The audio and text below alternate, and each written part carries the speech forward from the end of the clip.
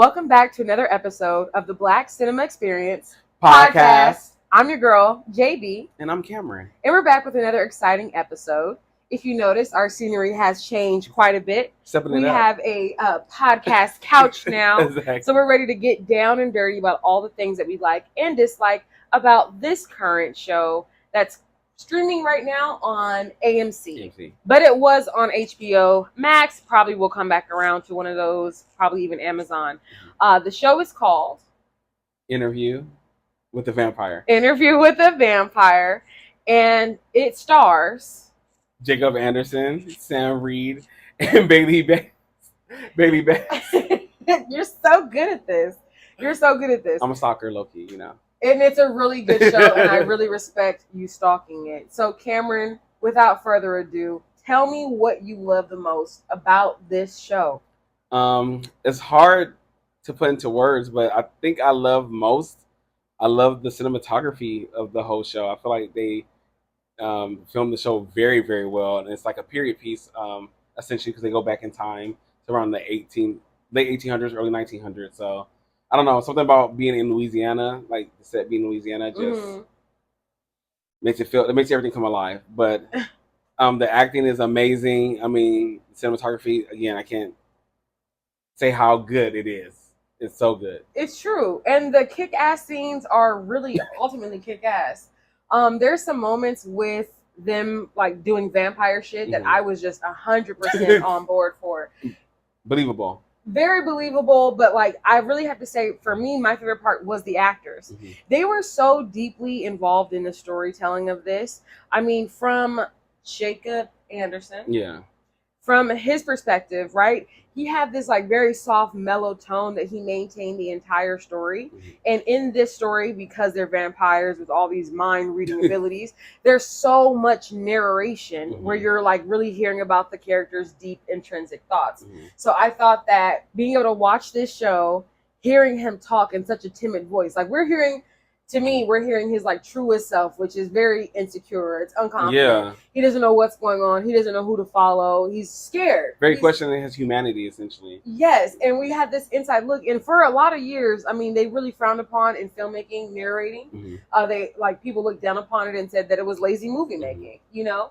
And I have to say that now, after seeing shows like this, shows like You, shows that really take advantage of that narration and show us more layers to the character.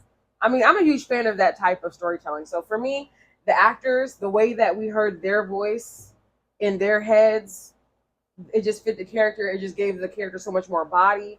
And through his narration, we were really able to see like just how scared of Lestat he was. Absolutely. You know, the whole entire time. Scared and enamored. I mean, how do you capture both emotions? I guess because love is scary. Well, I'm glad you brought that up because I feel like they do a really good job at, you know, doing narration and also leaving, you know, taking it back to the story and like bring you back into that memory without him narrating. And I feel like a lot of people, like you said, they think it's lazy storytelling, but I feel like it just provides so much insight that you have to essentially grasp, especially for this story, the way Anne Rice wrote it as an interview. So he is telling, like, it's literally him telling his story. But I feel like they did it so well because if you've seen the movie in the past, which is like this is also like a remake, so I feel like they did it is much better in this context. And who was the original actor in the original? Well, you got Tom Cruise, Brad Pitt, and Kristen Dunst, which is Tom Cruise and Brad Pitt in one movie. Yes. And I mean it's all white. Hawaii. We are happy for the biracial remake. Creole. I am happy to see that we have some different roles that we're taking on just in general. And like, honestly, the acting again was so top tier. I mean, I don't even know what the movie was like. I don't think I've ever seen the original. But I fell in love with this story of it being told, you know, line by line, person by person, narration by narration. I fell in love with the way that it was told. But this is actually based on a book that was written, right? And who was the book by? Anne Rice, who's, you know, no longer with us, but really prolific writer. And she built an amazing world around these characters. And you read the book? Most of them. I'm still finishing up some of it, but I've seen all the movies, like, because you have to go back. It's connected to, you know, Queen of the Damned with Aaliyah, which I was obsessed with. Okay. Before she the passed. movie that she was making when she passed. Yes, exactly. She couldn't finish the ending, and that's before you could do 3D. Exactly. So movies. I mean, just being obsessed with that, and then coming into this, I feel like it made sense. And to see that Anne Rice was so on board with, having black actors, and she was very prolific and very boundary pushing in the '70s. So like just seeing it reimagined today is amazing. Yeah, and just for my own sake, Cameron, when you look at this show and it's like taking place, right? It's supposed to be like the 1800s. Yeah, 1800s, right? Mm-hmm. We have these biracial characters. How did you feel about seeing these black people essentially in this story? Like did it line up for you? Did it make sense? Does it need to be all one color to make sense? You know what I mean? Like, did you feel like them being biracial took away from any of the believability for you? I feel like it made perfect sense because, again, they made it later in the 1800s, like I believe 1890s. Mm-hmm. Earlier in the original book, it's like more closer to like the 1860s, like right up against the Civil War. So this is like having more established black people. It makes sense because there are black people that have started to become wealthy. They changed his job or his career to be a pimp.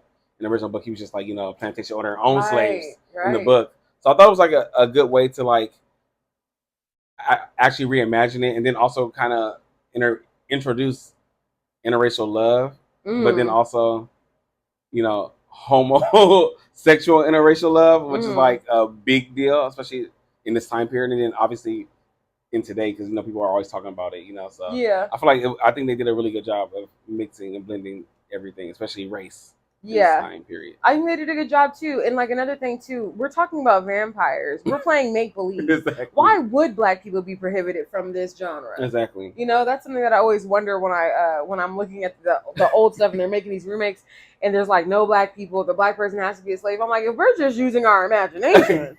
Okay. Exactly. Why can't they be powerful? Get Shonda in here. Bring her in for Bridgerton. Let's get some black queens and kings and people up in here. Like, I'm just saying, like, if we're using our imagination anyways to tell the story, why not use any type of character? Why does it even matter? Mm-hmm. You know what I mean? So I do love the fact that they had like this diverse cast. Mm-hmm. I even love the homoerotic story, the love story behind it all, because it did feel like it felt so much better. Yeah. The love story was so deep. Okay, straight woman here. And I watched this and I was like, dang, they in love. This is soulmate love. Mm-hmm. This man was a pimp. He presented well. He was kind of respected, like kind of rich, whatever, He was fine.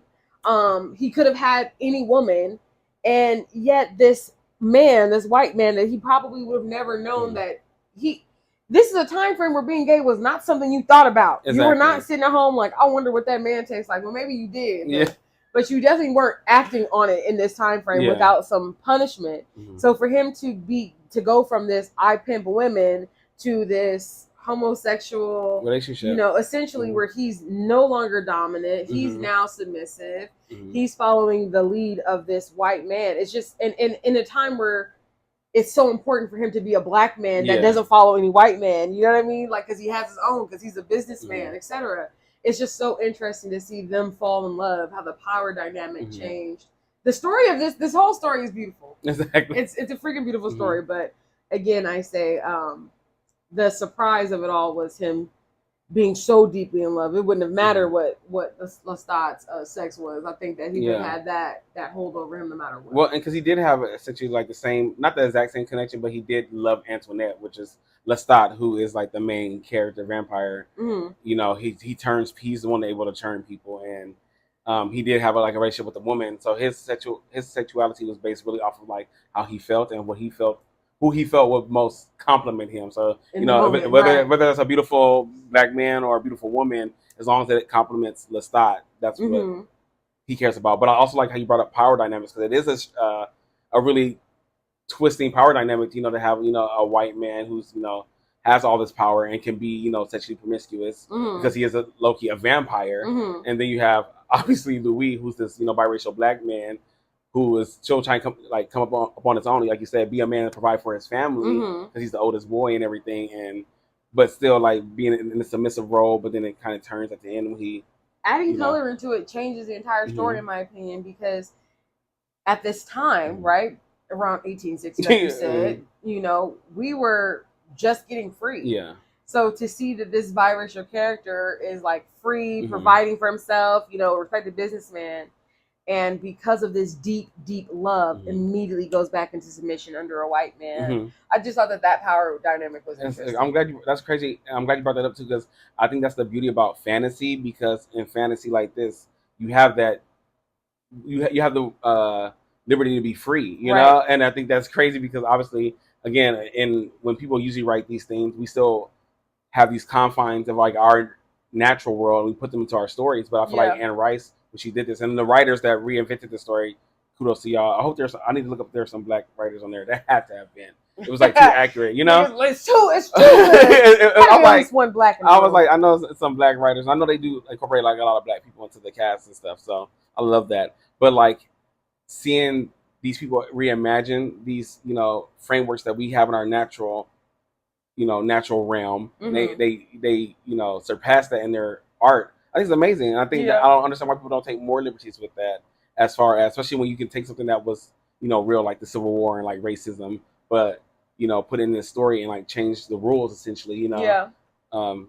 I'm all for it. The ceiling does not exist. Exactly. Why dream of a ceiling when you can create one? Like you can create that one doesn't exist. Like you can remove it from the story altogether. Exactly. So I think that I love to see the diversity in this. I love to see how they played with his sexuality and Lestat's fluidity. I thought that was interesting to see as well, because again, in that time we know it was happening. I mean, think about all the stories you hear about these greats of our past that were gay, right? Yeah. You hear about Frida, or you hear about John F. Kennedy. Or even the one that Queen Latifah played, a character. Betsy Coleman. There we go. Wow, you did that. You did that Ma fast. Rainey, yeah.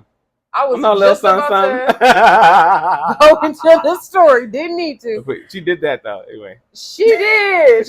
And then even Color Purple with Celie and Suge. Yeah. I mean, there's all these little gay moments that happen. In time that we talk about in history, but then we kind of ignore. And brush over. So I'm glad to see a love story that was so strong that moved me in a way where I was crying when he had to kill Lestat too. Kill. We use those terms loosely. I was definitely heartbroken. I was like, oh, our love. It was so sad. Yeah. It was. And to see the agony in Louis when he had to do what he had to do, it's kind of like.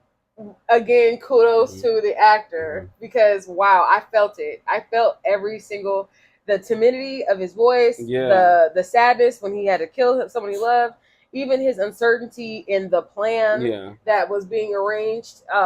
It was all just so wonderful to see these human moments. Sometimes I think that with these stories and movies, we create stuff, but we lose that moment of like humanness, where the character is either too confident or too bold, or it's unrealistic, you know. But like Louis' character was so human, so uncertain, so anxious, so pretending like the rest of us, that it was really easy to connect to him as a character. So I loved this remake. Is there anything else you loved about this? Well, I love what you said, because I want to get deeper and talk about like the race in this, because again, I feel like it was very intentional that in this story, Lestat being white and Louis being black, and it shows those racial power dynamics. But then when Louis being the more humane one, and then when you're a monster, essentially they're both monsters, but Louis still trying to hold on to his humanity, and you have Lestat who's like just okay with being a monster. Yeah. And I feel like that's how racism is. It's like it's a monster, you know?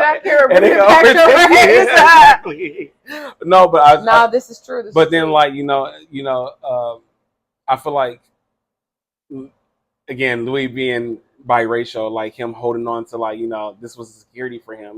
Lestat was the security. He had all the plans, he had all the power, and he had to, let it go essentially. And I feel like that's how some people feel, about with racism. It's hard to let it go. Especially, like, I feel like biracial. Again, I'm not trying to say these tie-ins are getting crazy. No, I'm just saying. I feel like it. I feel like it definitely was a power play of like letting it go, letting go in that security of his privilege. So yeah, in a sense, for me, that's what I got for trying to look deeper. But no, it was deep. You looked deep for sure. Underlying hints of racism.